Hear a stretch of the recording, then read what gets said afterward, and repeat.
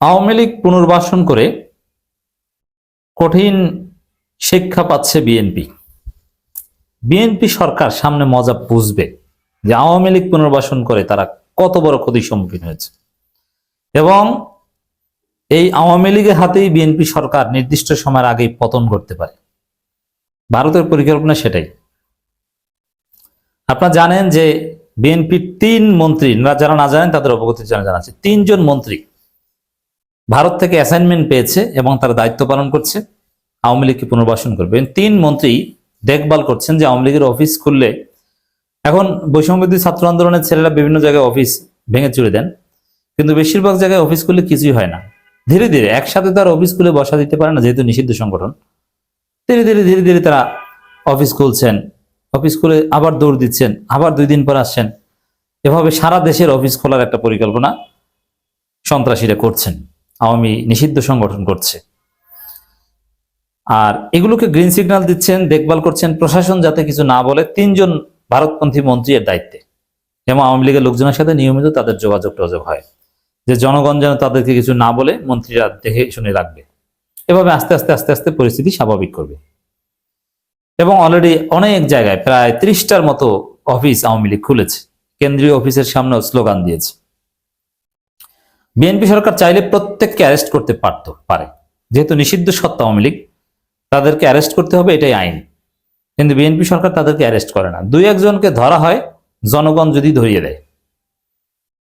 অতএব বিএনপি সরকারের পৃষ্ঠপোষকতায় আওয়ামী লীগের পুনর্বাসন হচ্ছে।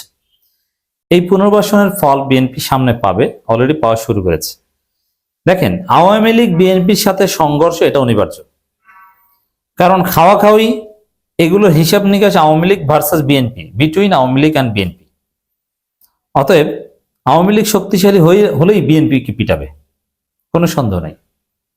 এবং আওয়ামী লীগ একটু ঘুরে দাঁড়াতে পারলেই তারা আলাদাভাবে নির্বাচন করবে। তখন বিএনপির বক্সে যে প্রায় 15% আওয়ামী লীগ ভোট গিয়েছিল, এটা এই 15% কমে যাবে। এবং এখানে আসলে বিএনপির ক্যালকুলেশনটাকে বলি, মূল ঘটনায় আসছি যে বিএনপি কোথায় শিক্ষা পেয়েছে। বিএনপি কেন আওয়ামী লীগকে প্রশ্রয় দিয়েছে? প্রথম কারণ হচ্ছে যে আওয়ামী লীগের বিরাট ভোট ব্যাংক, 15% ভোট, এটা বিএনপি পেয়ে ক্ষমতা এসে গেছে, এই লোভে আওয়ামী লীগের সাথে সমঝোতা করেছে, নাম্বার 1। দ্বিতীয় হচ্ছে এখন অফিস খুলছে, কিছু বলছে না, যদিও দিন শেষে এটা টিকবে না, আওয়ামী লীগ বিএনপি মারামারি বেঁধে যাবে, কিন্তু তখন আর সময় থাকবে না, তখন আওয়ামী লীগ শক্তিশালী হয়ে যাবে। বিএনপি ভেবেছিল 1991 সালের মডেল, যে আওয়ামী লীগকে সামনে আনলে আওয়ামী লীগের সাথে জামাতের মারামারি বাঁধুক, জামাত আওয়ামী লীগের মাইরের উপর থাকুক, তাহলে আমরা নির্বিঘ্নে দেশ চালাতে পারবো শান্তিতে। জামাত আওয়ামী লীগ কামড়াকামড়ি করুক, কিন্তু না, জামাত আওয়ামী লীগ কামড়াকামড়ি হবে না, কামড়াকামড়িটা হবে বিএনপি আওয়ামী লীগ। বরং জামাত আওয়ামী লীগ জোট হতে পারে, অচিরেই জামাত আওয়ামী লীগ জোট হয়ে যাবে, just wait and see. Awami League BNP সরকার স্থানীয় সরকার নির্বাচনে যখন ভয়ানক কারচুপি শুরু করবে, এবং স্থানীয় সরকার নির্বাচনেই মাঝ পথেই দেখবেন যে জামাত আওয়ামী লীগ অঘোষিত জোট হয়ে গেছে। কারণ কি? আরে ভাই, আওয়ামী লীগ যদি মোটামুটি ফ্রিলি মুভ করতে পারে, তাহলে বিএনপি বলায় তারা কেন থাকবে? তারা তো তাদের স্বতন্ত্র একটা সত্তা জারি রাখার চেষ্টা করবে, নইলে তো আওয়ামী লীগের রাজনীতিই থাকে না। বিএনপির ভিতরে যদি অ্যাসিমিলেট হয়ে যায় তারা, তাহলে আওয়ামী লীগের অস্তিত্ব তো থাকে না। এটা হচ্ছে হিসাব। তো দর্শক, বিএনপি ভুল কালকে ওই 91 সালেও চিন্তা করেছিল। দেখেন, 91 সালে যাতে নির্বিঘ্নে দেশ চালাতে পারে, এই কারণে রাজাকার ইস্যু সামনে এনে গোলাম আজমকে গ্রেপ্তার করে ঘাদানিক প্রতিষ্ঠার সুযোগ দিয়ে নানানভাবে জামাত আওয়ামী লীগের মধ্যে মারামারি বাঁধিয়ে দিয়েছিল। কিন্তু জামাত আওয়ামী লীগের মধ্যে মারামারি বাঁধে নাই। সরকার বিরোধী 2টা দলের মধ্যে মারামারি বাঁধে না, মারামারি বাঁধে সরকারি দল ভার্সাস অন্যান্য। এটা বাস্তবতা। তো 91 পরে কি হয়েছিল? এক পর্যায়ে আওয়ামী লীগ জামাত জোট হয়ে গিয়েছিল। মজা না? বিএনপি ভেবেছিল যে আওয়ামী লীগ জামাত কামড়াকামড়িতে থাকুক, আমরা শান্তিতে থাকি, কিন্তু হয়ে গিয়েছিল আওয়ামী লীগ জামাত জোট।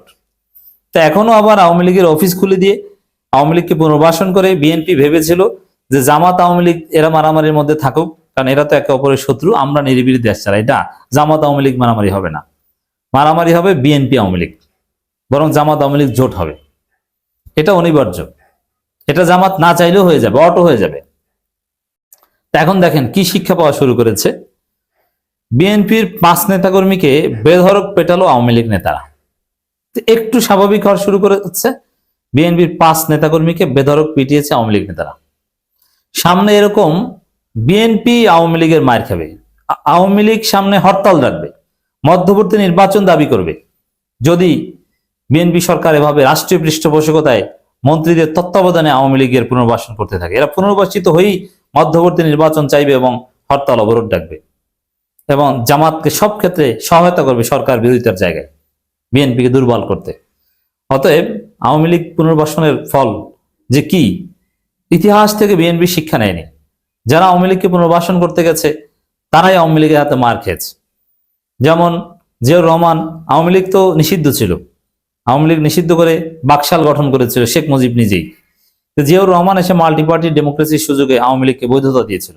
পরে জিয়াউর রহমানকে জীবন দিতে হয়েছিল ভারতের হাতে, জিয়াউর রহমানকে হত্যা করা হয়েছিল ভারতের নীল নকশায় এবং আওয়ামী লীগের ষড়যন্ত্রে এরশাদ সেটা বাস্তবায়ন করেছিল। এরপরে খালেদা জিয়াকে কার্যত জীবন দিতে হয়েছে, কারণ খালেদা জিয়াকে স্লো পয়জনিং করে তিলে তিলে মেরেছে আওয়ামী লীগ। নইলে খালেদা জিয়া এখন রাষ্ট্রপতি থাকতেন, তারেক রহমান প্রধানমন্ত্রী, খালেদা জিয়া রাষ্ট্রপতি থাকতেন, সুস্থ সবল থাকতেন। এরপরে জামাত জোট করেছিল আওয়ামী লীগের সাথে, আন্দোলনের জোট, নট নির্বাচনী জোট। তত্ত্বাবধায়ক সরকার দাবিতে বিএনপির বিরুদ্ধে জামাত আওয়ামী লীগ ঐক্যবদ্ধভাবে আন্দোলন করেছিল 94-95-তে। তার ফলেও কিন্তু জামাত পেয়েছিল, জামাতকে ফাঁসি দিয়েছে। তা এবার বিএনপি কঠিন শিক্ষা পাবে এবং জামাত আওয়ামী লীগ জোট হবে, এটাও অনিবার্য, জামাত চাক বা না চাক, তবে জামাত অবশ্যই শিক্ষা নিবে। তবে এইভাবে আওয়ামী লীগ ফিরে আসবে এবং বিপদ জামাত আওয়ামী লীগ, জামাত বিএনপি উভয়েরই আছে।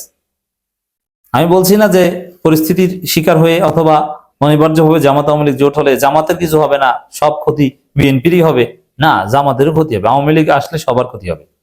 আওয়ামী লীগ কি আপনারা অতীতে দেখেছেন না? আওয়ামী লীগকে নিশ্চিহ্ন করাও কঠিন,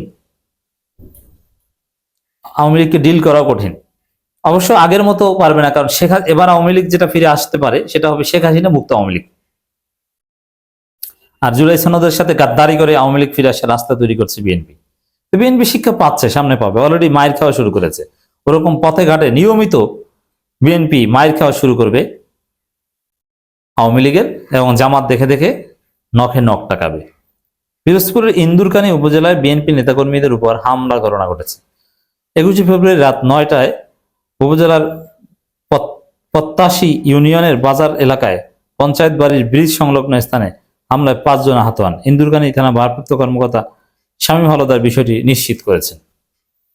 আতরণের মোহাম্মদ নজরুল ইসলাম ফকির 55, বিএনপি নেতা ও পত্তাশি ইউনিয়নের মৎস্যজীবী দলের সভাপতি জাহিদ হোসেন 38, স্বেচ্ছাসেবক দলের ইউনিয়ন সভাপতি মোহাম্মদ নাহিদ হোসেন 18, 2 নং ওয়ার্ডের বাসিন্দা নাসিরউদ্দিন ফকির 50, নাইম হোসেন 28। স্থানীয় জন রাত 9টার দিকে ডাক চিৎকার শুনে তারা ঘটনাস্থলে গেলে আহতদের রক্তাক্ত অবস্থায় দেখতে পান।